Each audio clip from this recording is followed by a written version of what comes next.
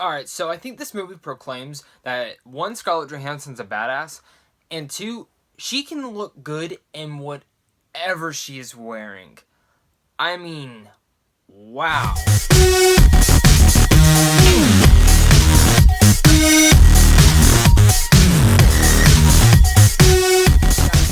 I'm bringing you guys a brand new movie review today for Ghost in the Shell, the live-action adaptation of a classic anime that a lot of people are huge fans of.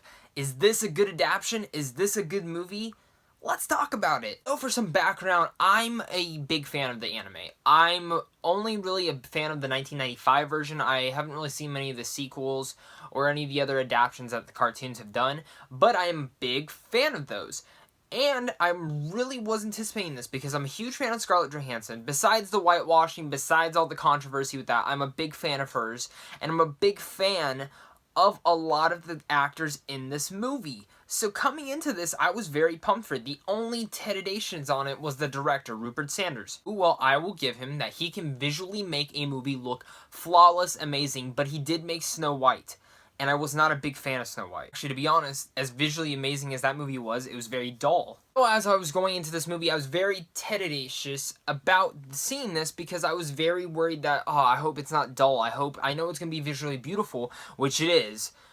But how's the movie overall going to be? And I have to say, as a fan of the anime itself, I really dug this movie, and I dug the adaptation they went for it. I'm going to start off with saying this, is that if you are a fan of the anime, I think you're going to be happy with this film. I think you're going to really enjoy it.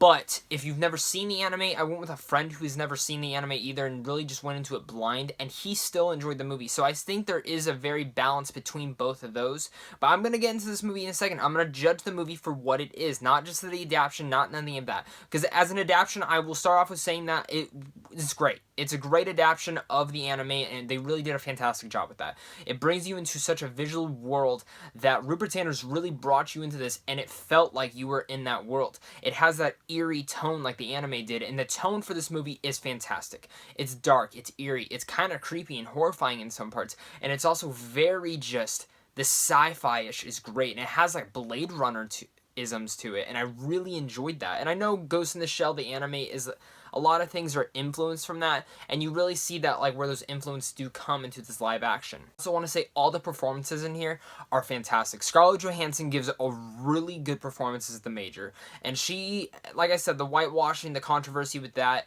there's an issue on how they handle it, and I kind of enjoyed that, but some people might not really buy into it. But besides that, I actually really do enjoy what they were doing for her character, and I think Scarlett Johansson did a great job as the Major, portraying having no emotions, but sometimes having emotions, and it's just very cool to see those elements that she gave. And Bato, her companion, I can't ever say his name right, but God, I love him. The actor who portrayed him in this did a fantastic job, and he was badass in the scenes he had to be, and he gave a good performance as well. Like I said, overall, all the performances were great. It was visually a beautiful film. The action was actually filmed pretty well done. Some of the action was a little too slow-mo-ish, and they were trying to go for a 300 Matrix vibe, which I dug at parts, but sometimes it got a little too repetitive. But besides that, I thought it was badass at the same time. It was visually a badass film to see. All those saying, I will say this, is that they do change some things from the anime, and I think what they did change, it actually works for this film. And the score for this film is fantastic as well. At first, I was a little bit like, I kind of want to hear the score from the anime, and you kind of hear some of it, but the score that they brought into this film is actually superb and really outdid itself. And I didn't even think of the score from the anime at that point because I was really just focused in on the music playing for this movie.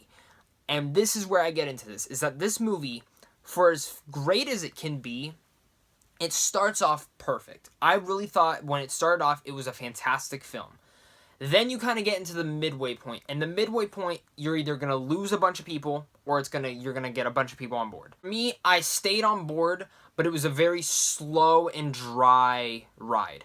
And that's where I mean is that the movie, as much as I wanted it to pick back up, like I said, it's a very eerie movie. It's slow. And some of the takes and some of the story elements of how they told the story felt like an indie budget movie. But it was big budgeted, and I kind of liked that he kind of went for this stylized indie storytelling perspective, and that's how I took it as. But at the same time, I think that's where you're gonna lose a lot of people in this, because these people shouldn't have to go see the anime to appreciate this. And I'm not saying you have to, but I'm saying that I think if you do have seen the anime, you're gonna appreciate this movie more than others. But even if you haven't seen it, you can still find enjoyment into this movie. And like I said, the storytelling is so different at times that, like I said, the middle of the movie, it slows down to a halt, and it's just very eerie. It's very slow paced at that point, where it was a very fast paced moving movie until you hit this one midpoint, and it's just very slow. There's nothing memorable really happening. You're just learning more story elements and all of this stuff. And I mean, I dug it. I really got it. It got me into the characters, and that's going to be different for every person that sees this movie.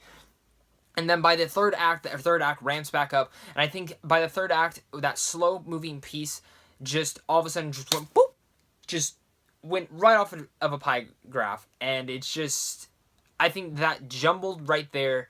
There could have been at least maybe 5 or 10 more minutes in there where you could have easily studied us back into the pacing of the fast-paced and gotten us to where we were supposed to be. Because that little jumbled mess just felt like the pacing went a little too off, and I didn't appreciate that as much. Like I said, I love the tone for this movie, and most of the pacing is actually pretty well done, but it's just that middle part that's going to really divert people into either really liking this film or really just disliking the film. Overall, I have to say, I really thoroughly enjoyed Ghost in the Shell. Is it a perfect movie? No. But overall, it was a really great time at the movies. I had a great time with it. It's a very different film, and it's not going to be for everyone, but I'm going to have to give Ghost in the Shell a B+.